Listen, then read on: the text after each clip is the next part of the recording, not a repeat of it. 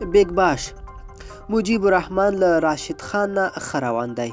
د استرالیا په بیگ باش تجارتي لیګ کې د افغانستان 15 لوبغاړي لوبیږي، خو مجیب الرحمن او راشد خان بیا تر دې مهاله پورې ډیر ځلیدلي لوبغاړي دي.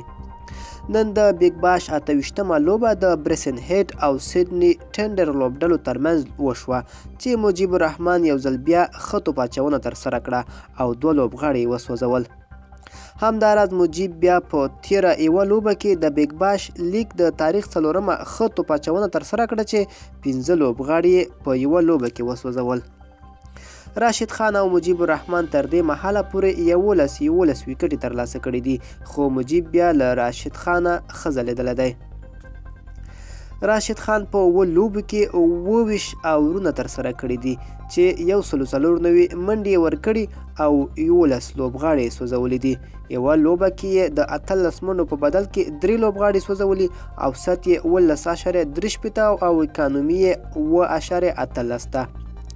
خو مجیب الرحمن بیا په 6 لوبو کې 24 اورونه ترسره کړي دي چې 109 ځلې منډې ورکړي او 11 ویکټې یې ترلاسه کړي دي.